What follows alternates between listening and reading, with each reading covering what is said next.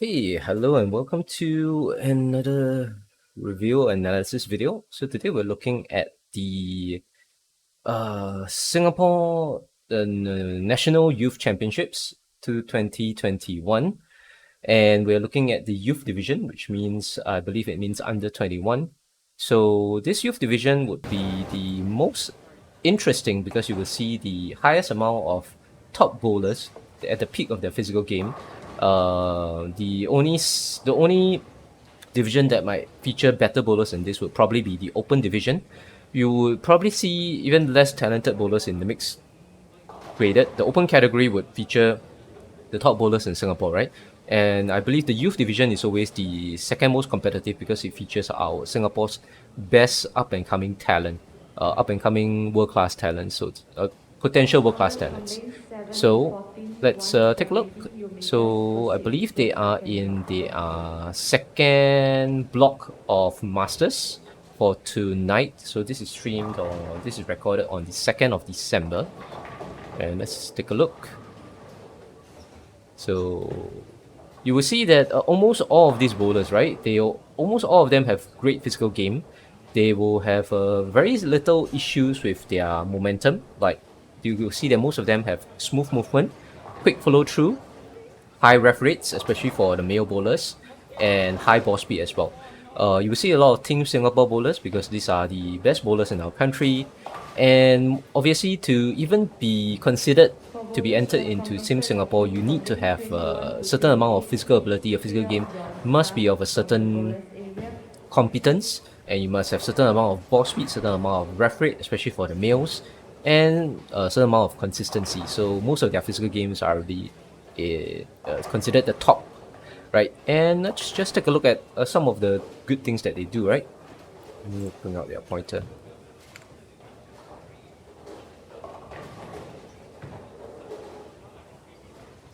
Okay.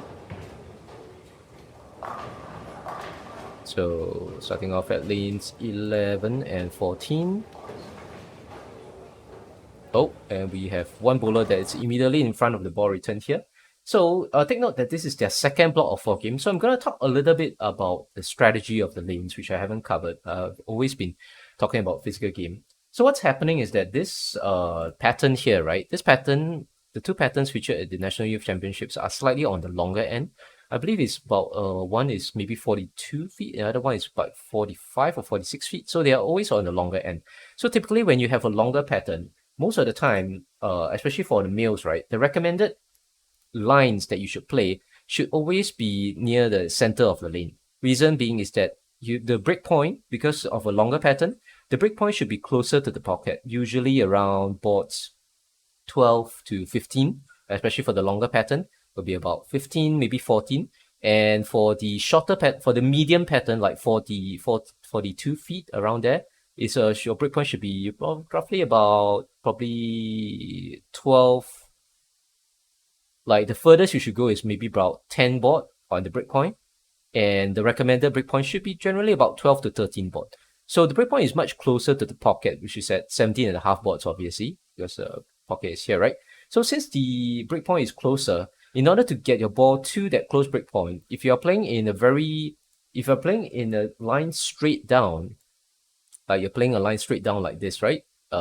Typically for male bowlers, all these male bowlers at the top of their game, they have such a high ref rate that their ball would simply overhook if they were to play such a straight line. Even though they have high ball speed, with the amount of ref rate that they produce on the ball, their ball is simply not able to stay that straight on lane before hooking into the pocket. So what the males have to do is they have to play a much deeper inside line because they have to send the ball in an area that is further out.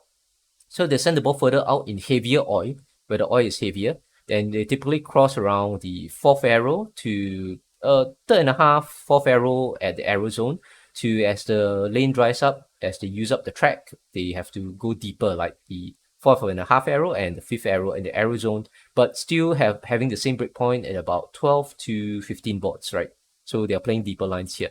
And because so I believe one block of Masters is I think 3 games, if I'm not wrong. So this is the second block of 3 games, and most of the oil, like initially they would have started here, right? So most of the oil at the front part of the lanes here, in this front part of the blue line here, will have already been used up.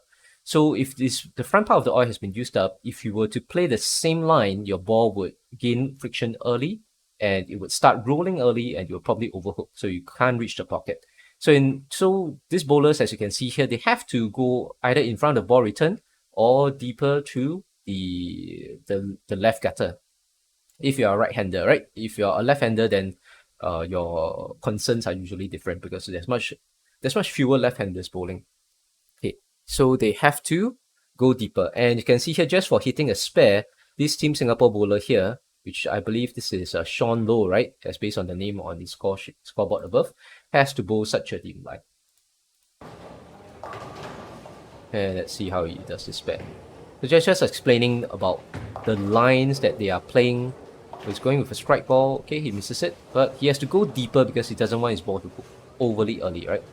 Let's go back to the live broadcast. Okay, let's start from the leftmost lanes, right? Okay, so that's a bit forward. Okay, we have a two-hander. Nice. I always like to talk a bit more about two-handers. I'm a two-hander myself. I specialize a little bit more in teaching two-handers compared to one-handers. So I'm not experienced in the one-handed game. A little bit more experience in the two-handed game. So Team Singapore two-handed bowler here, this is Aiman Reddy, right? Aiman Reddy. Just let's reverse a bit. Let's look at what he does well, maybe what he does not so well. But from a quick glance, it looks like his physical game is typically pretty good. He does an unorthodox 4-step approach. That means he only takes 4 steps on the approach before delivering the ball, while most of us take the 5-step approach. And you can see here that he starts with his right feet. Starts with his right feet, that's a sign of a 4-step approach. And he starts moving the ball, he starts his ball placement, right, on the second step of his, at the end of this first step. So at the beginning of his second step, second of 4 steps, which is the correct delayed ball placement timing that we usually teach for bowlers who take a 5-step approach. So certain things that you see being done well by Aiman here is that as he moves his ball down into the ball placement, he immediately leans forward. So leaning forward and leaning a little bit to the right would create the gap here for him to swing the ball, creates a gap on the right side of the body. So this is something that most two-handers should do, that early body weight transfer. And typically two-handers, two-handers have to lean a lot more forward as compared to one-handers because their left hand, if you can't see Aiman's left hand is here, right? His left hand is involved in the swing. So in order to get space for his left hand to swing, two-handers have to lean forward a lot more to create a bigger gap for their left hand to come through in order for the left hand to participate, to stay on the ball, to participate in the backswing. And obviously two-handers can't have too high of a backswing because our left hand is only as long as it is. It's not like super long, right? Our left hand cannot reach like the back, like it can't reach our buttocks, so to say, right? So the left hand can only reach so far. So hence, due to the limitations of the length of our left hand, our swing has to be very small and has to be very compact. Two-handed swing has to be small and compact. That's why two-handers lean far forward. And if you look at it, so another good thing here that Reddy does as a two-hander is that during release, on his downswing and his release, Aiman here, Aiman fully extends his elbow on his bowling hand. So as you can see here, during release at the lowest point of his swing, his bowling arm is fully straight. So as I mentioned in a previous review video, if you have a fully straight bowling arm, it will help you to generate more ball speed because the longer your arm swing, the more ball speed you can generate. Because it's just that higher radius in a circular rotation results in more linear velocity for the ball moving forward. So that's just part of physics. Okay, so a lot of good things that he does here, and certain things that maybe I feel even Aiman at his top bowler level can improve on is that he has a bad habit of popping up. So you can see here once he releases the ball, he pops up, right? Let's look at it again once he releases. So when Aiman is at the release area, when he's releasing the ball, he's here. Then watch as he has a bad habit of popping up as he releases. So once he has finished releasing the ball, he's actually, let me draw the line again. He's actually here. His shoulders are now actually here. So originally his shoulders was at the blue line, but now his shoulders is at the red line. So actually this is not good because originally when he was at the blue line, his head, imagine his head was at the blue line level. He was looking at his break point. Maybe let me use a blue line. He would, from the blue line here, he was looking at his break point from this angle, right? But now, since his shoulders are at the red line, as he releases the ball, his body moves up and he's now aiming from the breakpoint from this angle. So his sight lines, that means his target lines, look completely different from the blue, from when his shoulder was at the blue line to now when his shoulder was at the red line. So it affects his essentially trying to aim at a moving target, is what I like to say. So it makes aiming and consistent accuracy and consistency a lot harder. Okay, and his balance time can be better. So even as a two-hander, usually, so during release, his balance arm was straight, right? But as he finishes, as the ball goes down the lane, he actually relaxes on it. So a little bit of a lack of discipline there, but at least during release, his balance arm was straight.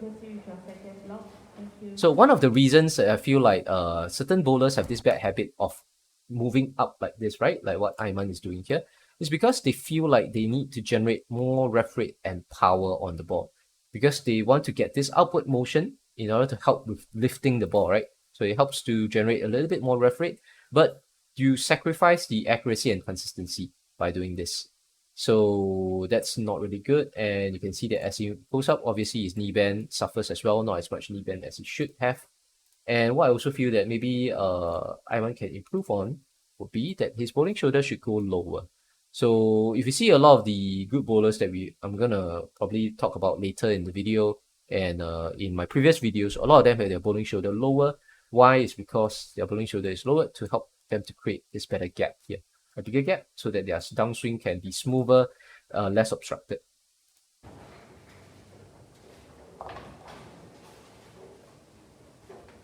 Okay, and we have Josh Go on the left, also another two-hander. Okay, also another Team Singapore two-hander as well. So let's take a look at Josh's game.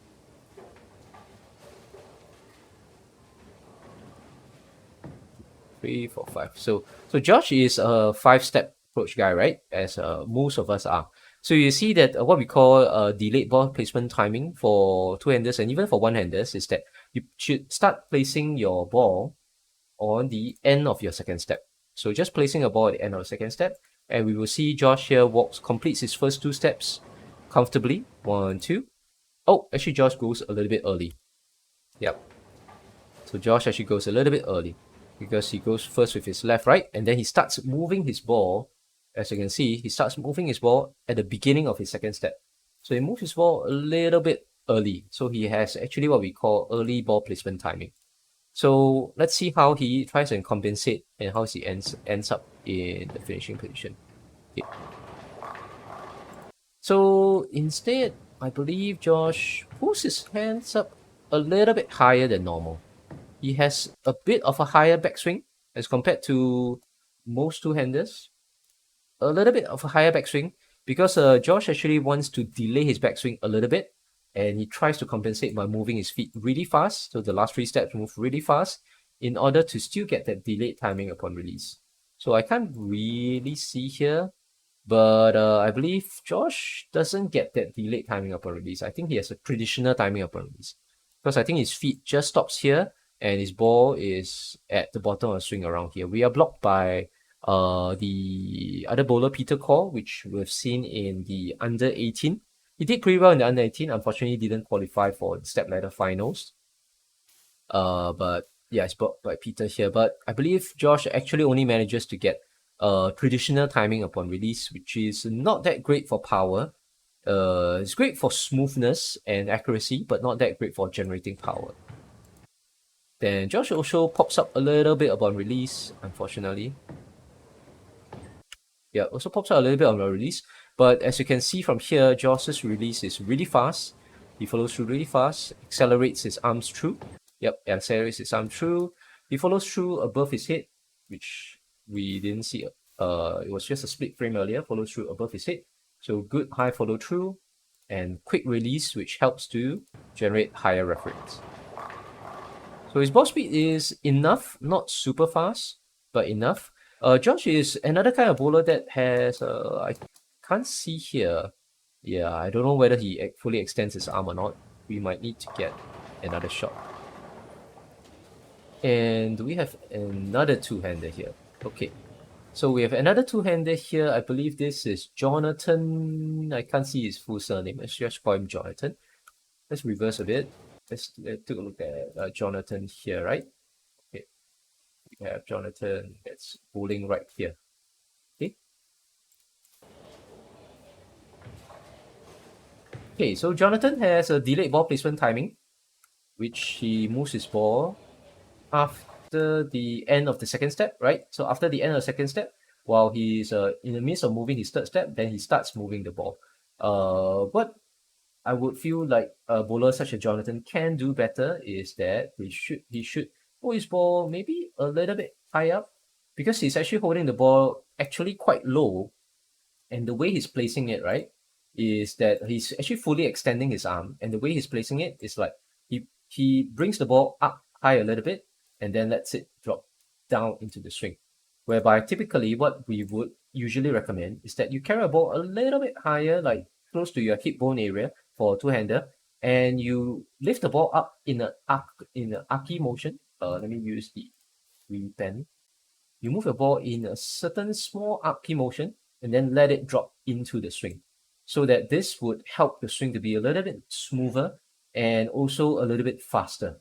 Because what Jonathan is doing here, the lifting, the so-called the angular lifting and dropping motion, actually takes more time. So it actually delays his swing even more than it should be. So as a consequence, his swing speed should be a little bit slower than some of the other two-handers. But let's see how he does here. Immediately I notice his left drift, the drifting of his left feet. So that is not ideal because it affects his accuracy. As originally, Jonathan should be aiming at his break point from this line. But as you can see, when he drifts left, right, his eyes will go left as well. And then he will be instead aiming at the break point from this point. So his target zone and the arrows has completely changed, because he has to hit the same break point in order for his ball to strike, or in this case, he's trying to spare. So he has to hit the same break point in order to hit his spare, but his arrow zone target has completely changed with his left drift. Then the reason that he is probably drifting is because his hips are too square to the target. He should try and open up his hips, whereby opening up, what I mean is that his right hip should be further back as compared to right hip should be much further back as compared to the left hip, because Jonathan has a little bit of wider hips as well, similar to the issues that I have. So a lot of the more mature bowlers, right, especially males, as we go in age, our some of based on our genes, if we don't have very slender parents, then our hips will grow wider. So with wide hips, there's also a disadvantage. Not say a disadvantage in bowling, but we have to bowl two-handed a little bit differently, as we have to open up our hips a lot wider. Our right hip has to be positioned further back in order to open up a bigger space for our ball to swing through. Because if not, what the body will do instead is it will force this left drift. So it has to walk towards the left in order to open up the space, because if not, the ball will hit the right hip. So this drift left is a consequence of not opening up the hips. And he has I believe a little bit of a late timing due to his swing is a little bit late, right? Because his swing is a little bit delayed. Okay, we can't really see his timing. His timing looks okay still. Yep. So it goes for a lower backswing. So his backswing is not as high as Josh, because for Jonathan here, instead of having early timing, he has actually slightly late ball placement timing due to the way he places his ball. So with that late timing, he actually doesn't need to handle the swing so far back before forcing it down. But as a circumstance of that, actually, Jonathan has a little bit of more tension in his backswing, because actually the ball hasn't reached the natural full height of the backswing, but yet he has to start pushing the ball downwards in order to match his footwork. Because as you can see, Jonathan's feet, right, is already almost fully going into the slide, almost finishing the slide, but yet his ball is still at the top of the backswing. So he actually has kind of what I would say a little bit of a late ball placement timing. And because the timing is a little bit late, his body feels like he needs to force the ball down, and he does it, and he uses his arm muscles to force it down. So when he engages his arm muscles, it's not going to be as smooth or as fluid as the other top bowlers here. And he actually still manages to get decent ball speed, Still manages to get decent ball speed. But he has the bad habit of popping up as well. So another bad habit of popping up, and that also affects his consistency, accuracy, but it helps to increase his ref rate.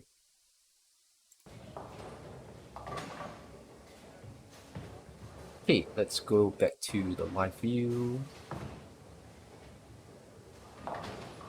Okay, so I previously already talked about Max or Max Tan on the left here in the previous video. So let's see if there's any other bowlers that I might want to take a look at here.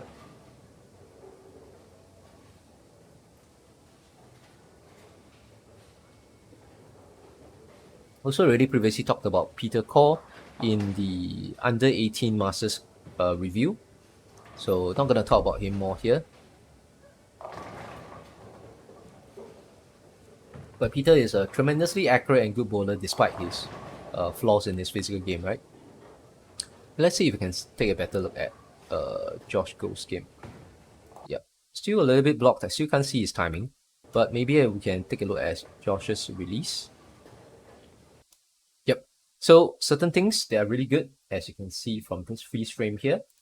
Josh fully extends his bowling, straightens his elbow, extends his bowling arm upon release, and he drops his right shoulder. So different from Ayman, who has a higher right shoulder during release, Josh is able to drop his right shoulder much more compared to his left shoulder. So all this does is that it helps a bowler like Josh to open up space on the right side of his body for his ball to swing down, and also for him to play deeper angles, because in order for the bowler to send the ball out from deep angles like this, you have to have a lot of space on the right side of your body. If not, your hips and thighs will be in the way of the downswing. So certain things Josh doing really good. Obviously, his trailing leg well positioned, well extended to the right. Knee bend is also excellent during release. And let's see if Josh pops up a lot more. So he does pop up as well. Unfortunate, but he pops up a bit less than what Ayman is doing, because if you look at his knee bend, even after he pops up, right, he still has a good knee bend after he pops up. So he pops up a little bit less. So the less of this upward popping motion, the more consistent of a bowler you usually will be.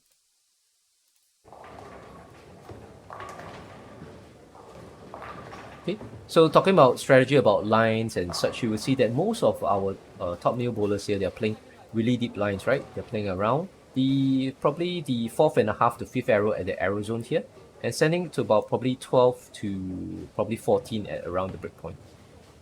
Yep, so you can see Ayman here playing like deep lines. Not this deep, but currently he's playing like around here, right? Sending it to the break point around there. Because this is the second block of the 6-game block, and due to the length of the oil pattern, this kind of line will be ideal for male bowlers. Okay, so our guy in black here, our bowler in black here in the Air Force t-shirt, unfortunately loses his balance, but you will still see good aspects of physical game, because what he does is he accelerates his downswing upon release, and also which gives higher ref rate to the ball. But because of the amount of force that he does, he pushes down on his arm swing actually at the top, when the arm swing is at the top here. So he engages a lot more muscle in order to push the arm swing down. And since he uses a lot more muscle, a lot more force is generated on the right side of his body. As a consequence, you can see that his finishing position isn't as ideal. Because you take a look at his left sliding feet here, right? His left sliding feet is totally pointing this way, instead of should be pointing straight towards the target, because the amount of force he uses on the right side of his body twists his body around so much that he loses, not say loses balance, but it twists his body around. But despite of that, he still tries to maintain the best finishing position that he can. Great balance arm position. Trailing leg position is not bad. It kicks up because, as I mentioned, if you have a lot of force going on in the right side of your body, the bowler have to kick up on his trailing leg in order to try and counterbalance and stay balanced. So other good aspects about physical game, bowling shoulder lower than the non-bowling shoulder, and so on and so forth. So trying to keep this the analysis a little bit more simple, a little bit faster, because most of our bowlers here will have excellent physical game. Just some tiny flaws here and there that can make them even better than what they already are. But you will see that most of the bowlers here would have quick release, high follow throughs, and also accelerated downswing. Most of them will have an acceleration and a flick of the release at the downswing in order to help them to generate that ref rate and the power.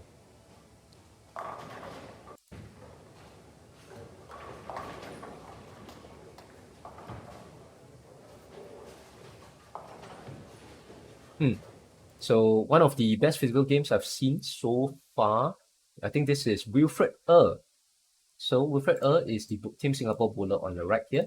A really good physical game because he actually has a very, not say deliberate timing, but has a slower, more relaxed timing. And his game seems to flow a little bit smoother and more relaxed. So if you see, take a look, is it a 5-step or 4-step for Wilfred? 4-step. Yep. So he places, let me just check where he places his ball. Yep, he places the ball, he takes a 4-step approach. He places the ball at the second step of his 4-step, which is the delayed ball placement timing, similar to what Ayman did. And that is a good thing. So it helps him to get a delayed timing upon release, most likely. It's too fast for me to catch it. Let me try and catch the moment that his sliding feet stops. Probably around here, right? He probably stops his sliding feet around here, and then the ball is still almost going into the downswing. So a bit of delayed timing upon release, which helps him gives him a little bit more time to apply lift on the ball, helps him get a little bit more leverage on the ball as his body has stopped moving. Then as he, you can see that his release isn't as forced as our guy in the Air Force t-shirt on the left, which is, I believe, Sean Wee, right?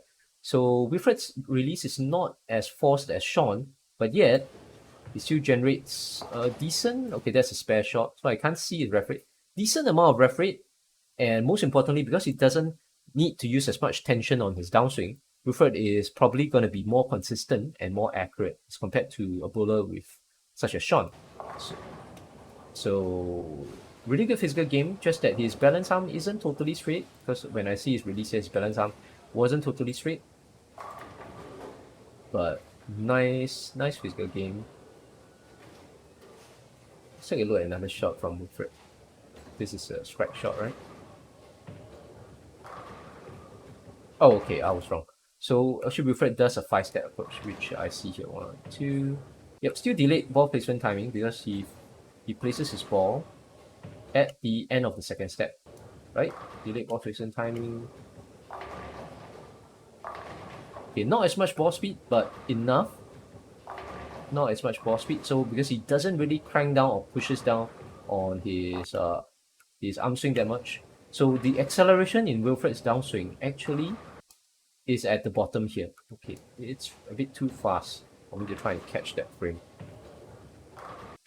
Okay, it's around here.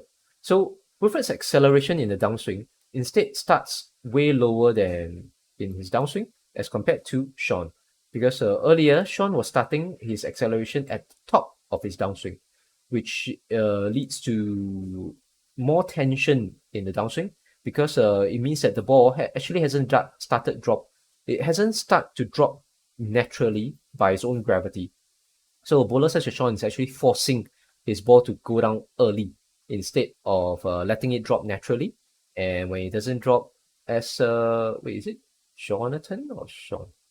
I think it was Sean. Sorry if I get the names mixed up. So what I'm trying to say is that Wilfred has a better timing of his acceleration. He accelerates his downswing a little bit later, so he doesn't need to use as much tension in his arm. So his arm is a little bit smooth, a little bit less tension. So it's going to be more consistent, more accurate. Yet he still gets the acceleration through for the higher ref rate. So during release, as he was going into his release, his arm swing, his balance arm was actually straight. Then it just warps a little bit as he completes his motion when he follows through with his shoulder going a little bit forward. But certain good aspects about his video game, same again, his shoulder right shoulder lower than the left shoulder, trailing leg well extended, kicks up because he has that acceleration just like a lot of our top bowlers here. A lot of force here, they have to kick up on the trailing leg. Unfortunately, I think he pops up a little bit. He pops up a little bit as he releases. Let me try and reverse. See that again. Let's see. Oh, it doesn't. He doesn't pop out a lot. So, as maybe we can, let's look at, okay. So his shoulder line was here, right? As he gets into the power step. And look at his shoulder line again. Look at Wilfred's shoulder line as he releases the ball. Almost the same, right? So now his shoulder line is here. His shoulder line is here, right? So it doesn't move as much up to down. So that means Wilfred didn't pop up, his head didn't bob. There isn't a lot of head movement as he releases his shot. So that's another sign of a really good physical game. It helps the bowler to be more consistent because their target stays a lot more stable as they release the ball. So this is one of the better, or maybe among the best physical games that I've seen among the bowlers here so far. Yeah, a lot of bowlers that we could go through. There are still many of them in the other lanes that I haven't gone through. So I'm gonna pick and choose. Impossible to go through all of them. Okay, so let me just go to a different pair of lanes. Okay, let's take a look at some of our ladies, right? Okay, we have Lim Shi En on the right. We have, who's bowling now? Avria out. Taking a spare shot. Yeah, let's look at Lim Shi En. I do know a bit about Lim Shi En personally. I have bowled with her in fun bowls before. Very good bowler from sports school, so now in the national team. He also has that popping up motion. But let's take a look at Shi En's game. So I believe Shi En is still pretty young. I think she is in sports school, secondary school, maybe 15, maybe 16, not entirely sure. So delayed ball placement timing, right? Let's look at, she takes the first two steps before, and on the second step, then she moves the ball. So as we say, that's good. Delayed ball placement timing, and she has fully come to that helps to get a delayed timing upon release as well. So her feet has fully come to a stop before the foul line because it can't go anymore, because if it goes further, it will have fouled, right? So the feet has stopped and the ball hasn't reached the bottom of the swing yet. So it helps her to generate that. So this delayed timing helps her to generate a little bit more power upon release.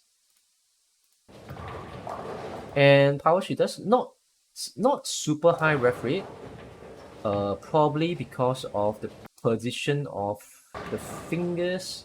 The fingers are probably not in the middle part of the ball. Yeah, the fingers are in actually the top part of the ball. It's difficult to see because the resolution is very low, but you can see Shi En's fingers are actually in the top half of the ball as compared to in the middle of the ball here.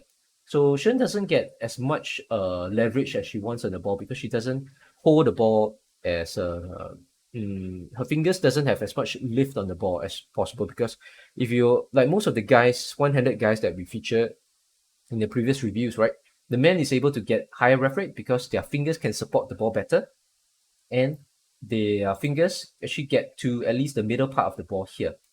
So they go, the deeper you can go on the ball during before release, the more ref rate you can produce, because your hand travels a wider distance. So let's say for most of the two-handers, the advantage is that the two-handers don't use their thumb, so they could have their fingers at the bottom part of the ball. So because their fingers travel, I need to use 3.2. Because their fingers travel more around the ball, a larger distance before release, that's how they can get more ref rate. So in this case, Shi En's fingers only travel from the top half here to here. So her fingers travel a very little distance before the ball comes out of her fingers. So she's not able to get as much ref rate as she would probably like to have. While most of the one-handed males that we see here in the youth division and the under 18, how they can get higher ref rate is because their fingers support the ball better, their fingers are in the middle part of the ball. So their fingers at least travel from here to here, half the circumference of the ball. And so since their fingers travel more, they're able to generate more ref rate. So other than that, Shi En also has this habit of popping up. Let's take a look at her shoulders when she's going into the power step. So her shoulders is probably around here, right? And after she releases. Okay, so how we can notice this popping up is because as she's going to the power step, her shoulders are at the blue line, but after she releases the ball, her shoulders are actually much higher here. So this difference in height means that she has popped her head up this distance as well. So her aiming line is suffers as a consequence. So she might not be as consistent as she would like, or as accurate as she would like. And balance arm isn't totally extended here, so isn't totally straight, but still good aspects of our physical game is trailing feet well extended to the left, which creates a lot of angle here, at least more than 45 degrees of angle from the sliding leg to the trailing leg. And knee bend doesn't look as good because she has already popped up from her release. And I feel like why Shi-En wants to do this popping up motion, right? Why she likes to pop up from here to here? Because Shi-En probably feels like she's lacking a ref rate, especially when she is in a competitive environment like the Singapore team, right? Because all the bowlers have high ref rate and high ball speed. She feels like in order to compete, she needs to generate that extra ref rate. And since she's not getting that ref rate naturally from her delayed timing and from how she holds the ball, she has to try and generate that ref rate by popping up here. So she does this extra movement to try and accelerate, like to lift the ball a little bit more to try and get that extra ref rate on the ball. But when she's doing this, she actually sacrifices her accuracy and consistency. So she still has decent ref rate. She's playing quite a deep part of a line, but that pep point motion is generally not ideal. So instead, what a bowler should do instead to get that better ref rate is actually to be able to go to support the ball better, to have train a little bit fingers to be stronger so that you can support the ball a bit better, so the fingers can go to a deeper part of the ball and create more lift on the ball just by having the fingers travel further on the ball. So rather than using that popping motion of the shoulders, which is generally not ideal because you lose accuracy and consistency. We have Isabel Wee on the left. Oh, nice move game. So Isabel on the left here. I'm looking at Isabel here on the left. Nice move delivery. So let's take a look. But she doesn't stay balanced at the foul line, which is unfortunate. Yep. So why it's good is because let's take a look at Isabel, right? So Isabel doesn't have that popping up motion. So we are usually judged by the line of the shoulders. So her shoulders was here before as she's going to the power step, right? After release, look at where her shoulders is after she releases the ball.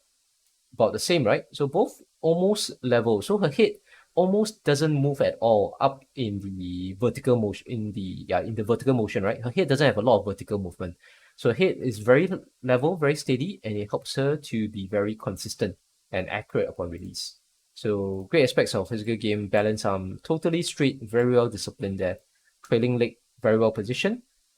Sliding feet probably has good knee bend. Base, I can't see because this lady here is blocking, but from what I draw, that is probably her amount of knee bend that she has. Excellent knee bend.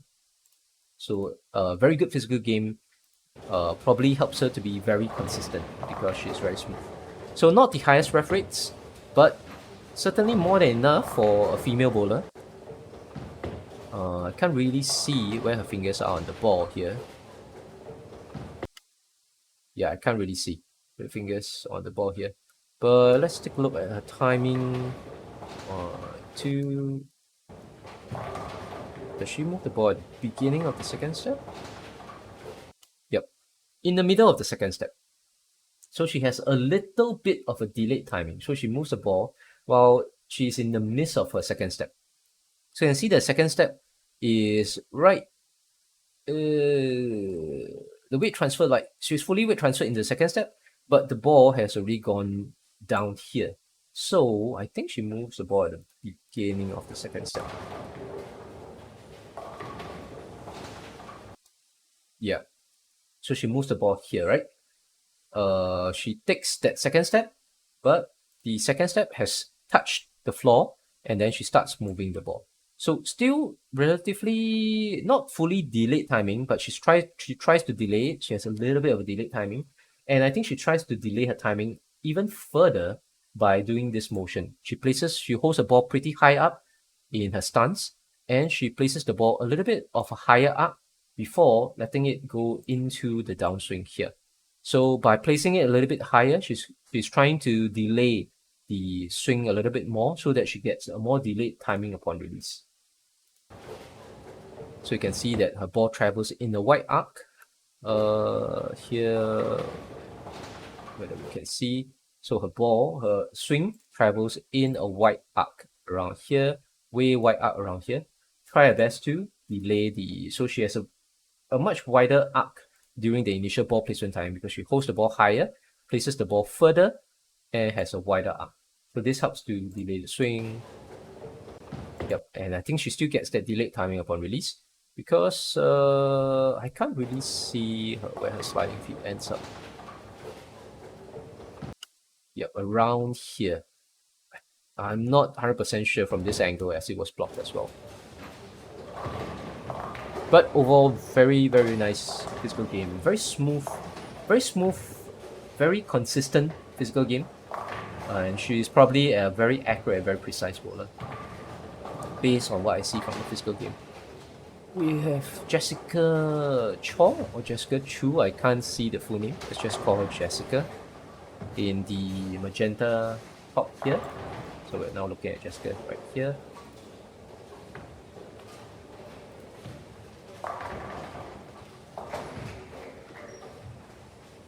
Okay, we have Emerald Sim on the left. I believe that's the under 15 or that's the under 18 champion. Not wrong.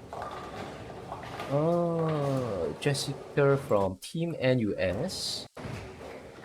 Okay, let's take a look again at her game. Okay, so first and foremost, the way she is holding the ball, right, indicates that she'll probably have a lower ref rate, but she's actually hitting a spare as well. So this is good for people who are trying to reduce the ref rate by hitting their spares. So as you can see here, Jessica actually has the fingers, her wrist in a more relaxed position. Like her fingers isn't totally supporting the ball. This is what we call a broken wrist. Like it's not physically broken, but you break the wrist downwards so that you don't get as much. So you don't use your fingers to support the ball as much. Her fingers are actually here, right, in more on the back of the ball. As she swings back the ball, you should see a little bit more obviously. Nope, can't really see here. But basically her fingers during release, right here, okay, this is a little bit of a better angle. So her fingers are actually on the top half of the ball instead of at the middle or at the bottom. So this helps to reduce the ref rate because the fingers travel in a less distance around the ball. So she actually wants to reduce that ref rate because she's now hitting at a spare. So she actually wants the ball to get as little ref rate as possible because she wants the ball to go as straight as possible. She doesn't want the ball to hook. So she actually uses a relaxed wrist, broken wrist technique to hold the ball so that to cut down on ref rate. So good aspects, physical game, balance arm, and let's play a little bit more. Yep, trailing feet extended, but her trailing leg is a little bit too stiff, right? It's almost straight. So a little bit too stiff. What would be ideal instead is to have a little bit more flex in the trailing leg knee, so to look like this. But other than that, she also has excellent sliding knee bend. Of course, her bowling shoulder is a little bit on the higher end, so she doesn't have that tilt in the bowling shoulder like this. So she's probably not a very high ref rate female bowler. She is a bowler that is probably on the lower ref rate end, but has more consistency and more accuracy because she doesn't have as much hit bobbing. So let's see again. She goes in. So as she releases, you can see her head stays rather stable. Doesn't bob her head a lot. So she's probably a precise bowler that is probably good at hitting her spares, but maybe not the highest ref rate bowler that not the highest ref rate female bowler that we see here. Okay, let's switch to another pair. Let's go back to the guys. So let's see if I can cover this quickly.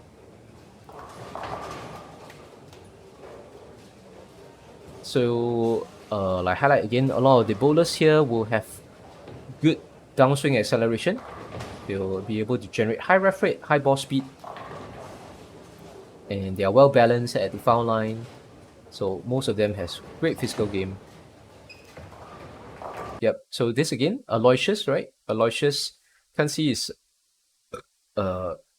surname, but Aloysius here, excellent physical game, right? Release, balance arm. So shoulder is tilted downwards. Balance arm almost straight. Sliding knee a little bit too high, right? Trailing leg is decently extended to the right, but he doesn't actually has to kick up his trailing leg because I think Aloysius doesn't need to use a lot of power on his release. Let's rewind and take a look at this release. Yep. So he only does a very subtle release. He starts accelerating his downswing around here. So when you see the arm start to blur, right? Because the arm was actually in clear definition earlier because the arm was moving slower. So now his arms start to blur because he started to accelerate his arm swing and the camera is not able to keep up with the speed of the accelerating arm swing. Hence, you can see this blurring motion of the arm here, which also means that he's actually accelerating his arm swing here. So when his ball is nearing to the bottom of the swing, he starts to accelerate the arm swing in order to get that additional ref rate. So his acceleration is a little bit better. It's not as high. So what is not ideal is if you accelerate your arm swing at the top of the swing here. That's not ideal because there will be too much force going on, too much tension in the arm swing from forcing the swing down from this height. Instead, let the ball drop a little bit. So let the ball drop a little bit, and as the ball drops, then you accelerate your arm swing and accelerate the release. So around here is where you can see that Aloysius accelerates his arm swing and release. So he gets this really smooth release, right? And yet it is very quick. So he generates a lot of ball speed, yet he doesn't suffer from any inaccuracy because his shoulders and his head stays super stable. So let's take a look at where his shoulders are. So as he goes into the power step, look at where his shoulders are, right? Around here, right? And then as he releases, his shoulders are still about the same height. So his shoulders are around here. So you can see from one red line to the other, his shoulders have barely moved at all, which means that his head is super stable. So he's very stable, very consistent, but yet he generates a lot of power with his technique. And he's going to be a hard bowler to beat, right? So he already has what? 4 strikes, unfortunately, like splits and misses a spare. But still, this is a strike. Yep, that's a strike. So he's going to be hard to beat. That's an extremely good physical game. Has smoothness, has consistency, has accuracy, and also has power and ball speed. So it basically takes off almost all aspects of good physical game. So Aloysius is going to be one of the bowlers that you should look out for in this series and also moving into the future. Definitely very, very strong physical game. So I think earlier I saw like one bowler had really good physical game, right? So now I see another bowler with even better physical game. So this is the cream of the crop of Singapore right here, guys. This is the best youth bowlers in our country and also the best up-and-coming talent to enter into, to represent Singapore going into our overseas competitions. So them having great physical game here, which is really good because it bodes well for the future of the country. Okay, so not gonna talk much about this shot because what Sean Lowe is doing here is he's doing a three-step approach. So because Sean has to play this really deep line, right, as the lanes dry up, he has to try and play this really deep line, which cannot be done when he's standing normally because the ball return is blocking him from playing this really deep line. So he has to stand where he is now in front of the ball return. And because he has to stand there, he can't take the full 5 steps as he would most likely normally do. He's doing what we call a 3-step approach. So 3-step approach is a drill that we normally do for new bowlers as well. It helps to train their timing and their release, train their swing timing to coordinate with the last 2 steps of their approach. And he's actually doing that simple drill here in order to play the line that he wants. So he starts the swing off first. So you can see here, he starts the swing off. So starts the swing and then he takes a shuffle step as his first step and then moves the last 2 steps and he still gets all the good aspects of a nice finishing position, right? So nice knee bend, good balance arm position, and he has a delayed timing upon release because his feet has really stopped sliding, yet the ball hasn't reached the bottom. So he's able to have a lot of time to accelerate the ball and get that ref rate. Yep, so as usual, as you can see, he accelerates from here. So he accelerates from here all the way to his release. There's a quick acceleration, quick flick of his arm swing and his hands, and that helps him to generate that ref rate. Is that a strike? He gets it. Yeah, that's a strike. Okay, so it's really some top level physical game from some of the one-handers here. Let's take a look at. Do we have more? Let's cover some businesses again. Okay. Earlier, this is Liu Zhi from Trinity Bowling.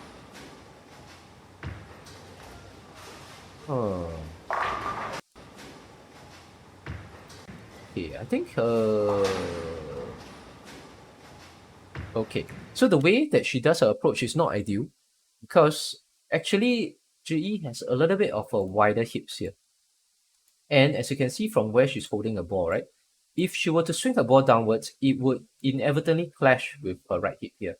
So, but her hips is still very square to the approach. So what she does to compensate is that you can see her moving her hips to the left in the middle of her approach, right here. So there's a movement of her hips to the left here, which generally seems to be okay. It doesn't affect her approach as much, but it also means that this movement actually affects her head a little bit. So her head shifts a little bit to the right, and it would affect her consistency and accuracy. So it's not ideal. What would be better if a bowler such as Zhi here is able to open up her hips a little bit more to allow more space for the ball to swing. So as she's going in, her balance arm was actually really high going in, which is not ideal. So as she finishes, it is a little bit more ideal, but her trailing leg is too stiff. So there's not enough flex on her trailing knee here, but she has good knee bend on the sliding knee. And she also has good shoulder tilt. So she tilts her shoulder downward, and that helps to open up the space on the right side of her body.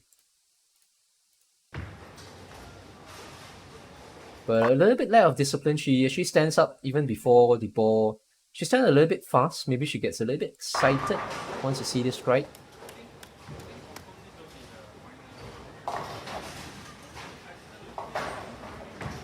Okay, on the right we have Nur Idina on the right here. So the right bowler here. Nur Idina. So can I just call her Idina? So Erdina, I'll just call her Erdina then. So Erdina takes 5-step approach, has a delayed ball placement timing, right? So she walks, completes the second step before she places the ball. So she completes the second step before she moves the ball. So delayed ball placement timing.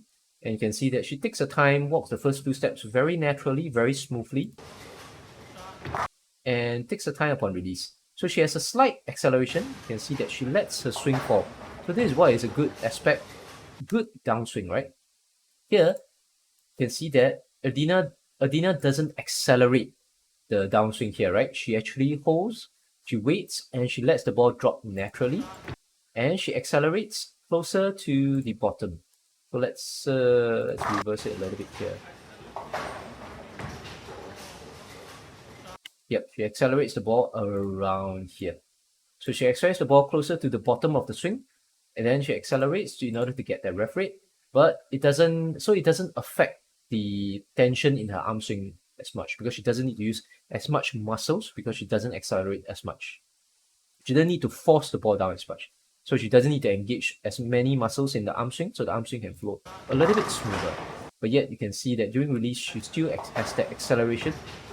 So she accelerates the release and the downswing close to the bottom of the swing. So here, accelerates and goes. Still gets that extra acceleration for the ref rate. So not the highest ref rate bowler that we've seen, but more than enough ref rate for a lady, right? Because even though they're female bowlers, they don't suffer from ref rate and they can still play deep lines like this. Deep lines like this, going through and going into the pocket here. So other aspects of physical game,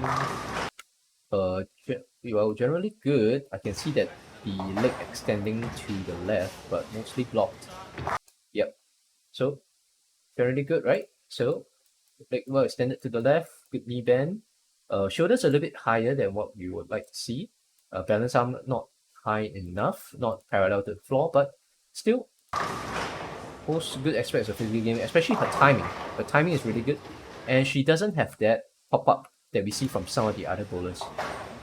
That popping of the head. So I would like to see, look at the shoulders as she goes into the power step. And as she releases, she pops up just a little bit, but not by much, right?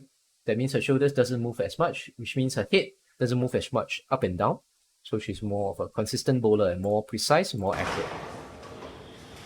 So usually when you see a bowler that is able to accelerate the ball, yet not have a lot of head movement, generally they are going to be good, right? Because they're going to be accurate, they're going to be consistent, and they also have that power. Okay. Unfortunately, so Ashley Victoria, I believe here, will be an example of popping up because as she goes into the swing, right? He's here. And then as she finishes, she releases, look at how much she pops up. So now her shoulders are here, right? She's popped up this entire distance in between these two red lines. So a lot of head bobbing, the head has a lot of vertical movement. So even though this popping upward motion helps Ashley to generate the extra ref rate that she would like, it will not help her in the accuracy and consistency.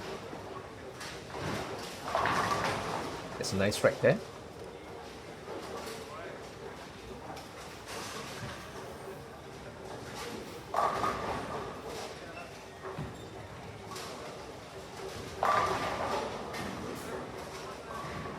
So now we are looking at Miss Samantha here. Yes, nice stable physical game. Nice and stable. Very, very consistent and very smooth. Because you don't see a lot of upward head movement. So relaxes the swing a little bit. Right, very stable, right? You don't see a lot of bobbing of the head. So good knee bend. Trailing leg a little bit too straight. Usually we would like to see a little bit more flex in the trailing knee. But nice shoulder tilt, tilts downwards. Balance arm extended a bit further back because she is pushing her shoulders forward to try to along with the follow through. But overall, great physical game, right? How you like? Looks great. Good strike there. So it doesn't have the highest ball speed because that is a disadvantage of her height, right? Because if a bowler is generally of a smaller build and we have smaller build, it means you have a shorter arms, the amount of ball speed can generate is actually limited by the length of the arms. So unfortunately, there is a handicap that that bowlers with shorter arms have to deal with. But her benefits of her game is that she has a great physical game, very little head movement, and that means she is very accurate and very consistent. So that will also carry her to very good bowling scores. As compared, so you can see the difference in height, right? For example, we have is it Ariante here? Ariante is one of the veteran, have been the Singapore team for the past few years, so really tall, and one of the higher ref rate bowlers in the Singapore team. Can we see here, because Arian is so tall, her arms are much longer as compared to Samantha, right? So she's able to generate much higher ball speed, and maybe because of that also higher ref rate, because she has more when she accelerates her downswing, she will be able to accelerate the ball faster as compared to a person with shorter arms.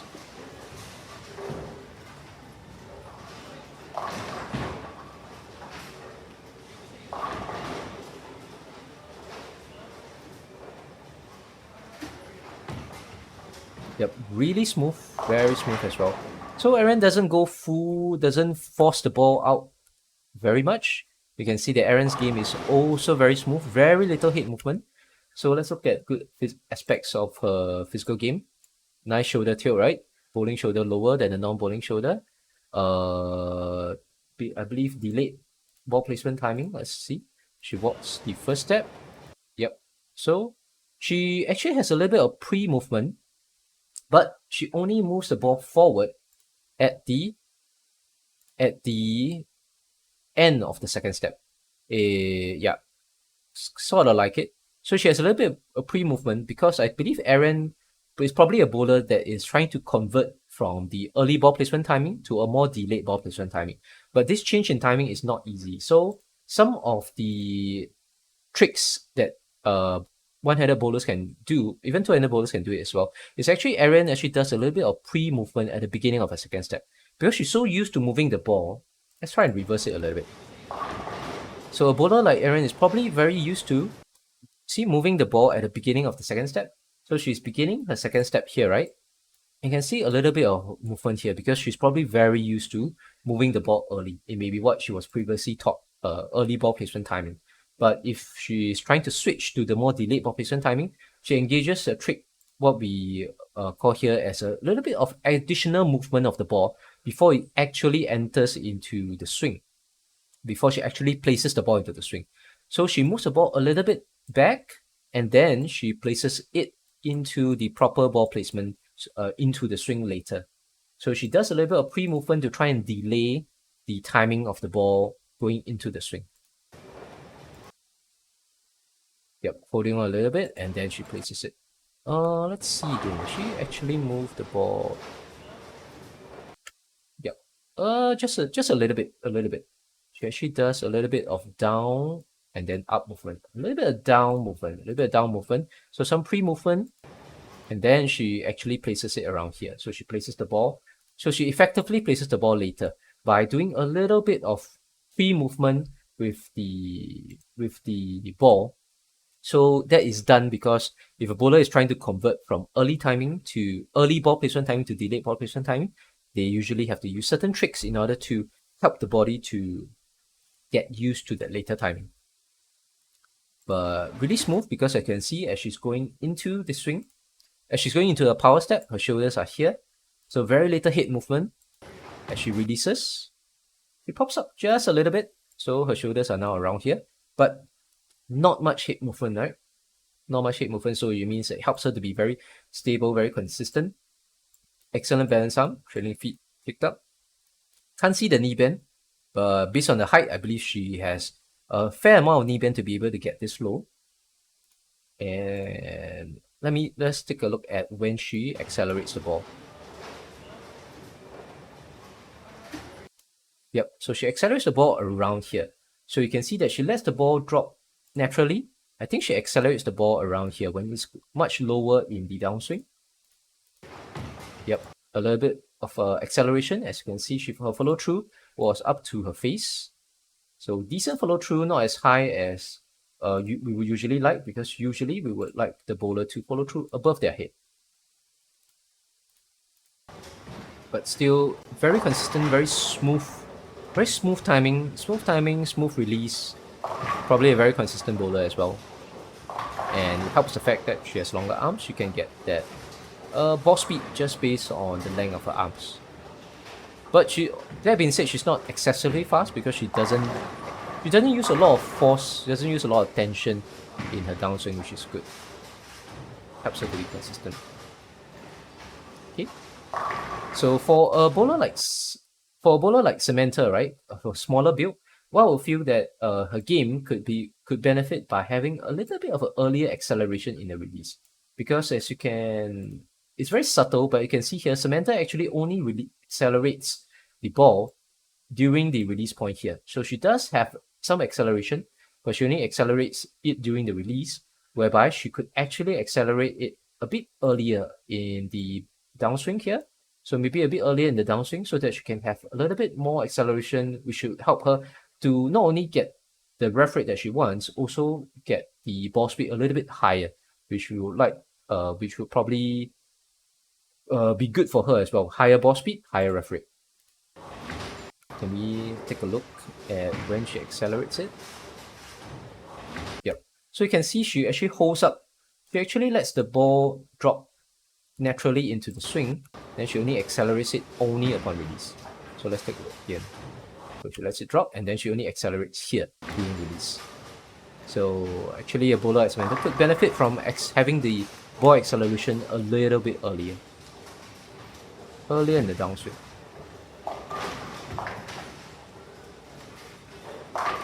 So I was looking at the bowler to the right here. I believe this is I can't pronounce the name. Evangeline? Okay, I'll try my best. So, Evangeline's parents or friends, if I butcher her name, please forgive me. Evangeline, I can't see her surname. So, Evangeline's Team Singapore bowler also has a very smooth and very relaxed physical game. So you can see she moves, doesn't rush, takes her time. Take a look. Two places and swings. And very smooth movement. Barely any movement of the head. So let's take a look at when she goes into the power step. Right here, right? So shoulders are here. Extremely smooth, extremely little head movement. So this is her shoulders as she goes into the power step, as she releases the shot. Look at her shoulders. Only here, right? So extremely little shoulder movement means extremely little head movement up and down. So her hits are extremely stable. She's probably very, very precise and very accurate. Oh, unfortunate. Just goes a little bit too high on that spare shot. But obviously, Evangeline's other aspects of physical game are pretty good as well, but that's what we wrote. So if you want to be very consistent, very accurate, precise bowler, right, that is the level of head movement, head stability that you need to have. Your shoulders and your head has to be very stable as you're going into the power step, into the slide. So the more stable you are at that part, the more precise and more accurate you'll be. And you'll also be more consistent because you can hit your target more consistently, more accurately. So both, that's pretty good. Okay, unfortunate. So it goes a little bit too long, has that split here. Okay. So I think they are ending their games. Let's see if we can have one final look at some of the guys. Yep, I think tonight's... Oh, okay, so the lane here with Mike Ong is still in the midst of just beginning their game here. Okay, Mike Ong is also quite a famous youth bowler. I believe he has bowled quite a few 300 games during his younger days as a secondary school student. I believe now, I don't know whether Mike has graduated from secondary school or not, but Mike has been quite a famous bowler in the local bowling scene.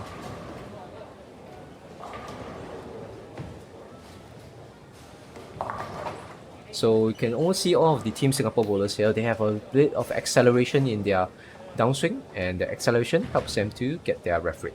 But all the better bowlers, they will all accelerate when the ball is not at the top of the swing, but when the ball is closer to the bottom of their swing, and then accelerate. Yep, you can see the acceleration there. From our bowler to the left, I believe that's Jalen Low.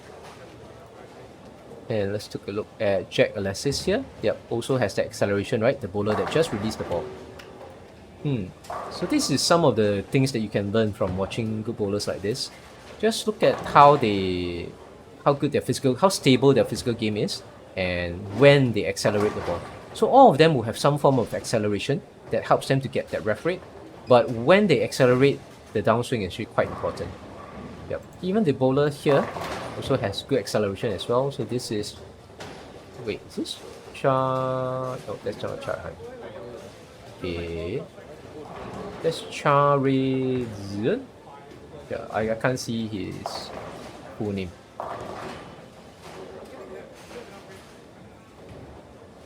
And we have Mike Ong here. So I can really see good aspects in Mike's physical game. Right, let's take a look at Mike's physical game, right? Let's analyze it a little bit. So good aspects of his physical game immediately apparent here. Shoulders, bowling shoulder lower than the non-bowling shoulder. This dip of the shoulder here would help to create space on the right hand side of the body, especially when you're playing very deep lines like this. So Mike is trying to play a really deep line, sending his ball probably through the fifth arrow to the pocket.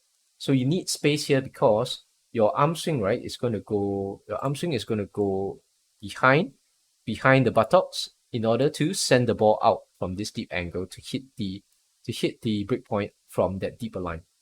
And because you have to swing your arm back that much, so the arm has to go in a bit deeper into the body, you need more space on the right side of the body. Right side of the body here. Okay. So immediately good aspects of his stance.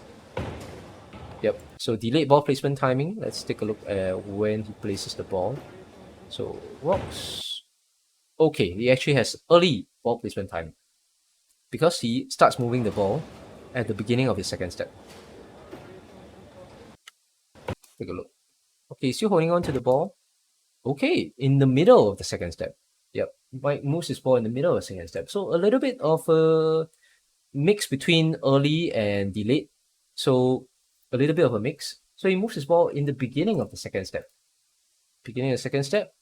And I think in order to delay his timing, Mike uses what we would typically call a very high backswing because his ball, right, goes up so high above his head, which is something that we do not typically see in a lot of modern youth bowlers or even modern professional bowlers from the US. Typically, most of them try not to get such a high backswing because this high backswing actually delays their timing a bit too much.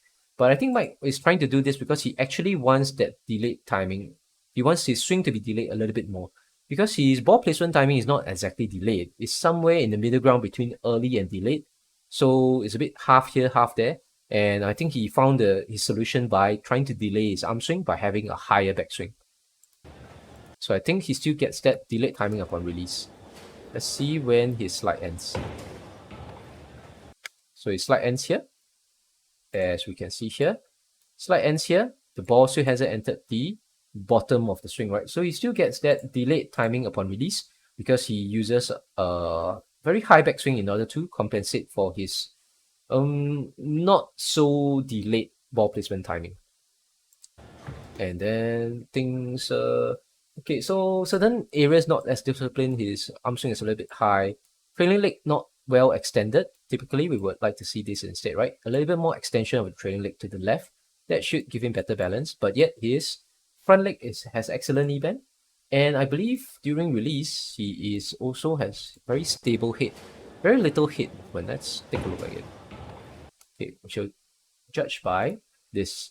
So we judge by looking at his shoulders as he goes into the power step. Power step, what we mean by power step is the fourth step, right?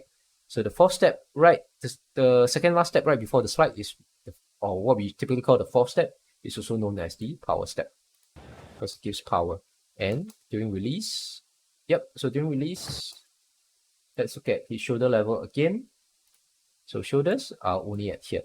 So not much shoulder movement, so not a lot of vertical movement of his head up and down. So Mike is also probably going to be very accurate and very consistent in hitting his target. So a lot of good aspects of his single game. Oh, gets a strike there. Okay, so in comparison, we have Joshua here, which has a lot of vertical movement up and down. So by let's see, as Joshua goes here. So as he goes into the power step, this is his shoulders, right? And then as he exits his release, now his shoulders are so high up, right? Shoulders are now here instead. So he has a lot of vertical movement up and down, which even though helps him to get the ref rate, it's going to make his accuracy and consistency suffer. Unfortunate, gets that pin 10 because it goes a little bit light on the pocket. So that head bobbing movement is probably not going to help him to be consistent in such a competitive oiling, right? This is sports oiling, ratio from center to the outside. So when we talk about sports oiling, that means the ratio of the center oil as compared to the outside is less than 3:1. I believe it's like 2.5. So the center middle oil is about 2.5 times the amount of oil as compared to the oil on the outside. Whereas in a typical house bowling pattern, the center oil is at least 6 to 10 times heavier than the oil on the outside. So the typical house oiling pattern helps the inaccurate or inconsistent bowler, because as long as you're throwing a hook ball, even if you're not as accurate, as long as it gets to the dry part on the outside, it will help your ball to hook in. Because typically, if a bowler misses to the right, they go into the dry area, their ball still hooks because this area has a lot less oil. So that's the typical house oiling, where it has 6 to 10 ratio, about 6 to 10 volume ratio from the center to the outside. But now, when you're playing on a competitive sports pattern, right, the center oil, that means the oil here, center, compared to the oil on the outside, is only like 2.5 times. So it only has 2.5 times the amount of oil here as compared to the outside. So when you do miss to the right, your ball is going to stay to the right, because it doesn't have, the outside zone area is not as dry as what you would normally encounter in the house oiling patterns. So when you miss to the right, it's going to stay to the right, and when you miss to the left, it's going to stay to the left, so your ball is going to overhook. So there's a lot less allowance on such competitive oiling patterns. So which means a bowler has to be a lot more precise and consistent and accurate in order to consistently hit that target. And he misses his target again, goes like again. So head movement up and down, not ideal. Stable head as you're going to the power step into the release is good. Right, as you can see, the bowler here, very stable head, right, as it's going to the release. Let's just rewind a little bit. I can't see his name. So as you can see, as it goes into the power step, his shoulders are here. As he exits and releases, as he exits the power step, goes into the release, the shoulders are here. So very little shoulder movement, which means very little head movement, helps him to be consistent and accurate. And gets a strike.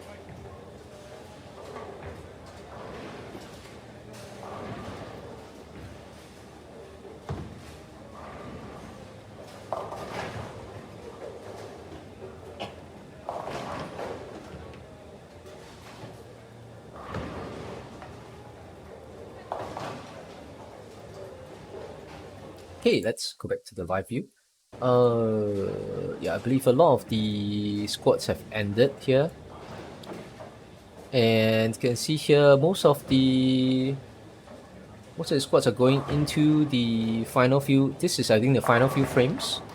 So that should be about it. As we can see, Peter Core here playing from in front of the ball return, taking the 3-step release, and playing a super duper deep line, right? Peter is playing this, he's landing his ball around here, he's playing this line to the break point at about the 12 to 15 ball. Let me try and mute the volume from here, right? Yeah, he's playing this super deep line here, like almost to the 5th arrow, right, into the break point at about the 12 to 15 board, and he gets a strike that he wants. Super duper deep line, so he has to loft the ball a little bit. So anyway, I think that should be it for today's analysis. As you can see, these are some of the best bowlers in Singapore, and a lot of them have excellent physical game. Almost all of them have a little bit of acceleration in the downswing, which helps them to get that ref rate.